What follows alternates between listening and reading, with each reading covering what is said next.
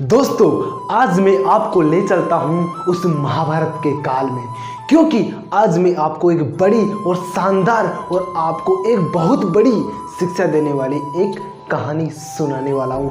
उस कहानी का नाम है एकलव्य की कहानी। दोस्तों, महाभारत काल का एक समय था। उस समय द्रोणाचार्य कौरव और पांडवों को शिक्षा दिया करते थे अपने आश्रम में। तो उसी बीच हिरण्य निषाद का एक पुत्र हुआ जिसका नाम था एकलव्य, जिसके अंदर सीखने की इतनी ज़्यादा भूख थी कि वह जब धनुर्धर शिक्षा सीखने के लिए अपने गुरु द्रोणाचार्य के पास आता है तो द्रोणाचार्य उसे मना कर देते हैं, क्योंकि एकलव्य निम्न जाति का होने के कारण उसे वहाँ से निराश लौटना पड़ता है।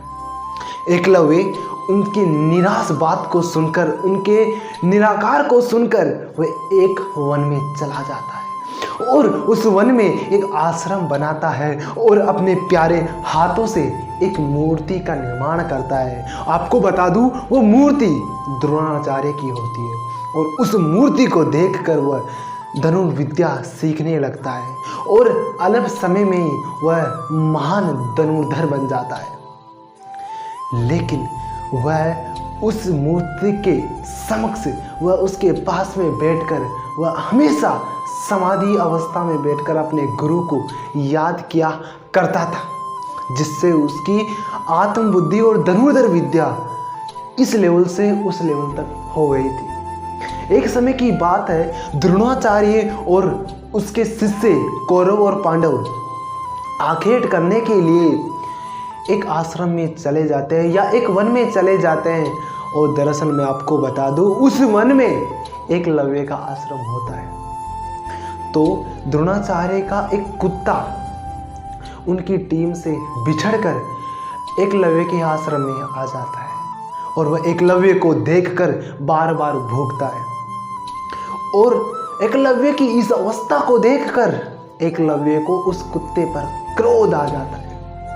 क्रोध आने के बाद में वह अपनी धनुर्धर विद्या का कुशल प्रयोग करता है और अपनी धनुर्धर विद्या के द्वारा उसके मुंह में इतने बाण घुसा देता है जिससे कि उसकी आवाज़ ही बंद हो जाती है।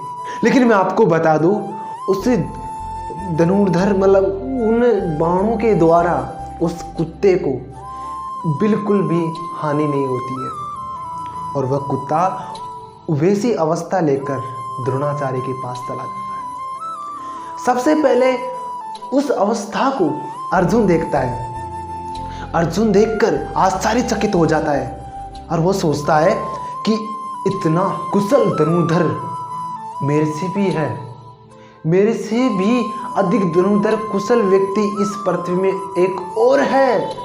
तो ये बात जब द्रोणाचार्य को बोलता है तो द्रोणाचार्य भी आश्चर्यचकित हो जाता है उस कुशल धनुर्धर विद्या को देखकर।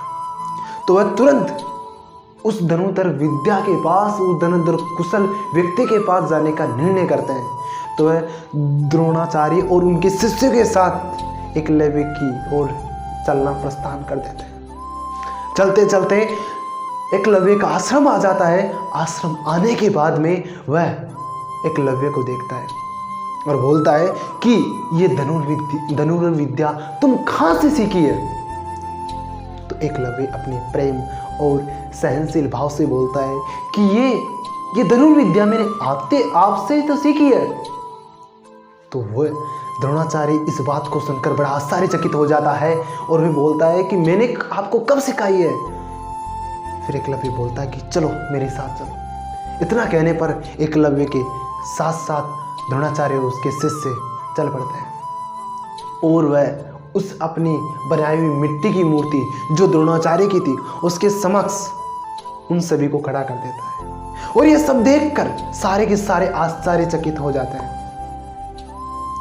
लेकिन द्रोणाचार्य पहले तो खुश होता है, लेकिन द्रोणाचार्य अर्जुन को एक वचन दे चुका होता है कि वह सबसे ज्यादा और महान धनुर्धर है इस पृथ्वी में। तो ये वचन पूरा करने के लिए द्रोणाचार्य ने कुछ ऐसे वाक्य बोले एकलव्य से। वो इस प्रकार से थे कि ऐसे तो मैं तुम्हारा गुरु हूं और ये मेरा हक बनता है कि मैं आपसे कुछ भी भिक्षा मांग सकता हूँ। और इतनी बात सुनकर एकलव्य ने बोला कि आप में हमारे गुरु हो, आप जो मांगोगे मैं उसको जरूर दूंगा। आप कुछ भी मांगो, मैं उस चीज को मैं जरूर दूंगा। इतना सुनकर द्रोणाचार्य उनका दाहिने हाथ का अंगूठा मांग लेता है। तो वह पल भर का भी समय न लाकर अपने दाहिने हाथ का अंगूठा काट कर अपने गुरु द्रोणाचार्य को दे देता है। और उसके बाद में वह गुरु और उनके शिष्य वहां से चले जाते हैं। उसके बाद में भी एकलव्य धनुर्विद्या में अब असमर्थ हो गया था, क्योंकि उसका अंगूठा, दाहिने हाथ का अंगूठा कट चुका था।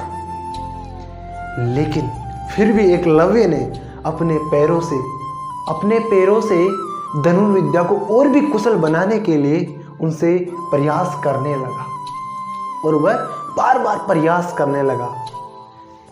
दोस्तों, इस कहानी से हमें एक बात का शीर्षक निकल के आता है कि हमेशा हमारे अंदर सीखने की भूख होनी चाहिए, तभी हम एक बड़ी सक्सेस और एक बड़े मुकाम को हासिल कर सकते हैं।